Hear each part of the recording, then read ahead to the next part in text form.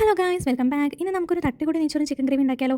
അപ്പോൾ ആദ്യം തന്നെ ചിക്കനിലേക്ക് മഞ്ഞപ്പൊടി, മുളക് പൊടി, ഗരം മസാല, കുരുമുളക് പൊടി, ആവശ്യത്തിന് ഉപ്പ്, പിന്നെ നാരങ്ങ നീരും കൂടി ചേർത്ത് നല്ലപോലെ മിക്സ് ചെയ്ത് ഒരു 1/2 മണിക്കൂർ നേരം മാറ്റി വയ്ക്കുക. ഈ ഒരു സമയം മറ്റൊരു പാനിലേക്ക് നെയ്യ്, സവോള, ബേ ലീഫ്, സ്പൈസസ്, പച്ചമുളക്, ഇഞ്ചി വെളുത്തുള്ളി പേസ്റ്റ് എല്ലാം കൂടിയിട്ട് നല്ലപോലെ ഒന്ന് വഴറ്റിയെടുക്കുക. ഇനി ഇതൊന്ന് വഴണ്ടി വന്ന ശേഷം നമുക്കിതിലേക്ക് ആയിരിക്കും ആവശ്യമായിട്ടുള്ള വെള്ളം ഒഴിച്ചു കൊടുക്കാം കേട്ടോ. എനിക്ക് കറക്റ്റായിട്ട് അളവ് പറഞ്ഞിരുന്ന അറിയില്ലേ.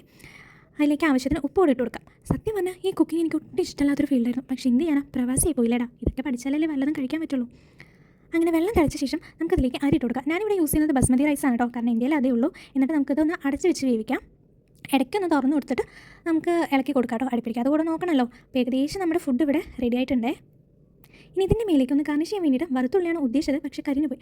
അപ്പോൾ കരിഞ്ഞുള്ളിയും പിന്നെ ഇപ്പോൾ കുറച്ച് നെയ്യ് കൂടെ ഒഴിച്ചിട്ട് ഇതൊന്ന് അടച്ച് മാറ്റിയേക്കാം. ഇനി നമ്മൾ നേരത്തെ മാറ്റി വെച്ച ചിക്കൻ ഉണ്ടല്ലോ, അത് നമുക്ക് വെളിച്ചെണ്ണയിൽ പൊരിച്ചെടുക്കാം. ഇനി ഈ പൊരിച്ചെടുത്ത എണ്ണയിൽ തന്നെ കുറച്ച് ചെറിയുള്ളിയും സവോള അരിഞ്ഞതും ഇട്ടിട്ട് നല്ലപോലെ വഴറ്റിയെടുക്കാം. ഈ വഴഞ്ഞു വന്ന സവോളയിലേക്ക് നമുക്ക് ആവശ്യത്തിന് മഞ്ഞൾപ്പൊടി, മുളക് പൊടി, ചില്ലി ഫ്ലേക്സ് അതുകൂടി ഇട്ടിട്ട് ഈ പച്ചമണം മാറുന്നത് വരെ ഒന്ന് ഇളക്കിയെടുക്കാം കേട്ടോ. അതിലേക്ക് കുറച്ച് ടൊമാറ്റോ സോസ് കൂടി ആഡ് ചെയ്ത് കൊടുക്കുന്നുണ്ടേ.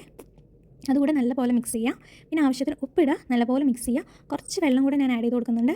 എനിക്ക് കുറച്ചൊരു ഗ്രേവി ടൈപ്പാണ് ഞാൻ ഉദ്ദേശിക്കുന്നത്. അപ്പോൾ കുറച്ച് വെള്ളം ആഡ് ചെയ്തിട്ട് നല്ലപോലെ മിക്സ് ചെയ്യുക. ഇനി ഇതൊന്ന് ചൂടായി വന്ന ശേഷം നേരത്തെ പൊരിച്ച് വെച്ച ചിക്കൻ കൂടെ ഇതിലേക്ക് ഇട്ടിട്ട് നല്ലപോലെ മിക്സ് ചെയ്ത് ഒന്ന് അടച്ച് വെച്ച് വേവിക്കുക കേട്ടോ.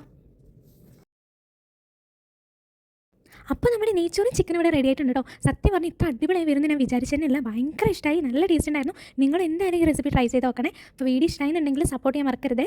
അടുത്തൊരു വീഡിയോയിൽ കാണുന്നത് വരെ ബൈ.